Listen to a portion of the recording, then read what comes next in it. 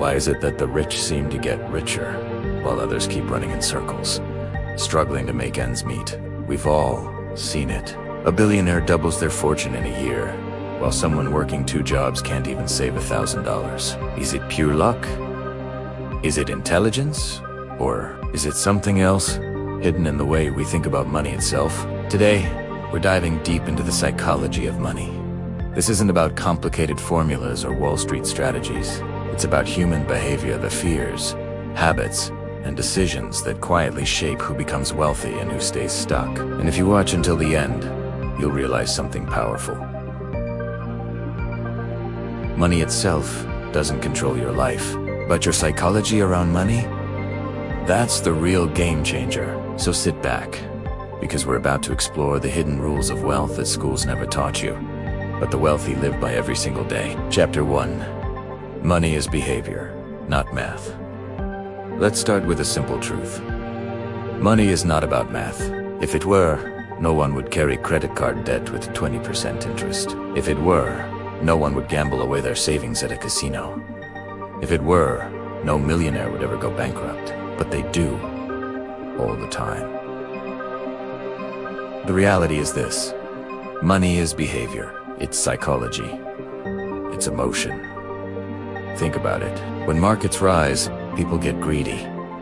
They buy without thinking. When markets crash, people panic. They sell everything. Neither decision is mathematical. Both are emotional. Research has shown that financial success is about 80% behavior and only 20% knowledge. This is why some people with average salaries end up financially free, while others earning 6 figures are drowning in debt. The difference isn't how much they know, it's how they behave. Let me give you an example. Ronald Reed was a janitor in Vermont. He lived modestly, never flashed wealth, drove an old car. When he passed away, people were shocked. He had quietly built a fortune worth $8 million. How? Not by winning the lottery. Not by inventing a billion-dollar app, but simply by saving, investing consistently, and letting time work for him. Meanwhile, there are countless celebrities and athletes who earn hundreds of millions and go bankrupt within a decade. Same country, same opportunities, different psychology. Chapter 2. The habits of the wealthy. So, what do the wealthy actually do differently? Habit number 1. They delay gratification. Most people want the newest iPhone today. The wealth mindset says, I'll invest today so I can buy 10 iPhones tomorrow without stress. Habit number 2. They think in decades, not days. Average people ask, how can I make more money this month? The wealthy ask, how can I set up systems so money keeps flowing for the next 30 years? Habit number 3. They control their emotions. When the stock market crashes, the average investor panics and sells at a loss. The wealthy see opportunity. They buy more when everyone else is fearful. Habit number 4. They value assets over status. Poor psychology says, I need a car that makes me look rich.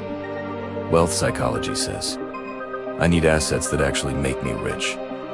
And habit number 5, they understand the value of patience. They don't chase quick wins or overnight riches. They know wealth is built quietly, almost invisibly, over years. Chapter 3.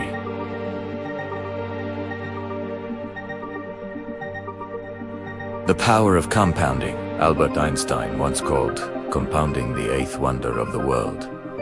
And he wasn't exaggerating. Compounding is what turns small, consistent decisions into massive wealth over time. Let's do some quick math. Imagine you invest $500 every month into an index fund that grows 10% per year.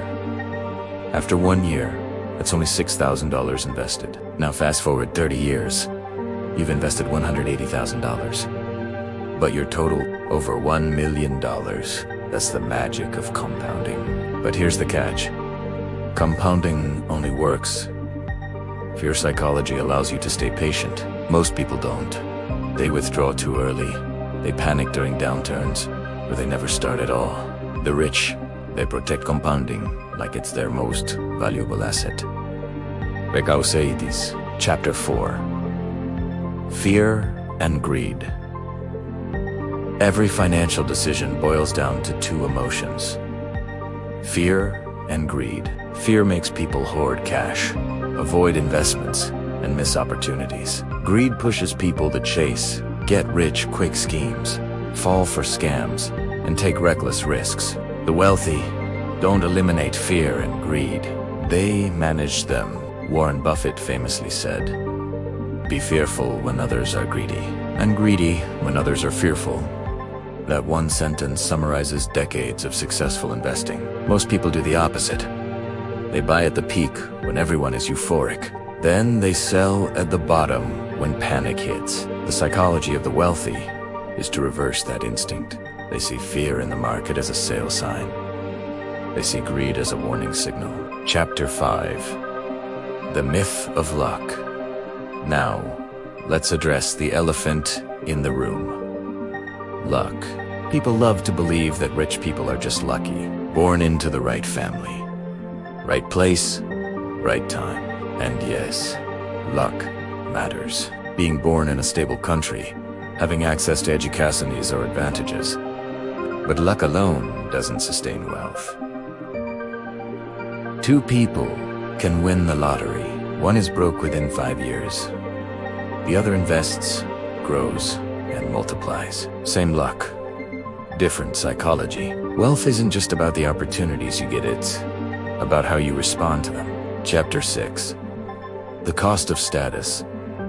One of the biggest money traps people fall into is chasing status. Expensive watches, designer bags, luxury cars, not because they need them, but because they want to look wealthy. The wealthy understand something simple.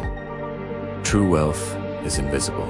The car you drive, the house you show off, the clothes you wear, that's spending. And every dollar spent on status is a dollar not invested. Real wealth is the money you don't see. The investments quietly compounding. The assets growing while you sleep.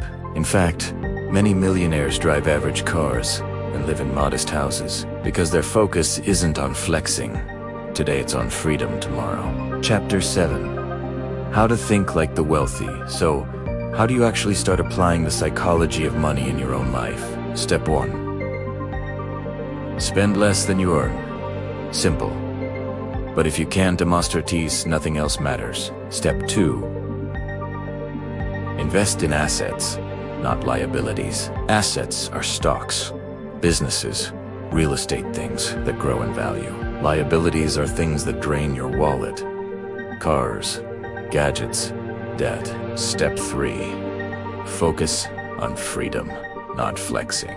True wealth is the ability to wake up and choose what to do with your day. It's not about impressing strangers on Instagram. Step 4. Play the long game. Stop looking for shortcuts. The wealthy win because they think in decades. And step 5. Control your emotions. Don't let fear paralyze you. Don't let greed blind you. Discipline is the bridge between average and extraordinary. Chapter 8. Real stories of wealth psychology. Let's bring this to life with real examples. Take Warren Buffett. When he was asked how he got so rich, he said, "I started investing early. I was consistent, and I lived long enough. That's it.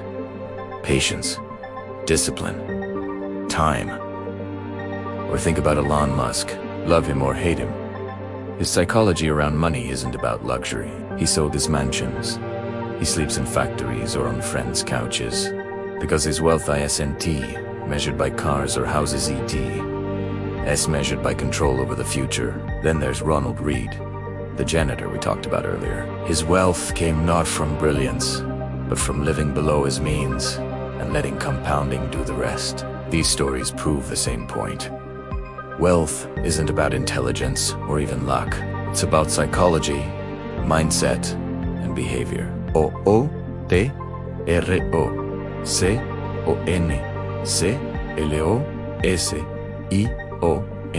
At the end of the day, money is simple. Spend less than you earn. Invest the difference. Let it grow. Repeat. But people struggle with money, not because they don't understand this, but because their psychology gets in the way. They overspend. They panic. They chase status. They seek shortcuts. The rich keep getting richer, not because the game is rigged, but because they play the game differently. They think long-term. They manage their emotions. They respect compounding. And here's the good news. You can too. Wealth isn't about luck. It's not about being born with money. It's about mindset. And the moment you shift your psychology around money, you've already taken the first step toward financial freedom. So ask yourself, are you controlling your money, or is your money controlling you? If you found value in this video, hit that like button. Subscribe for more deep dives into wealth and psychology. And share this with someone who needs to hear it. Because remember, getting rich starts not with money, but with the way you think about it.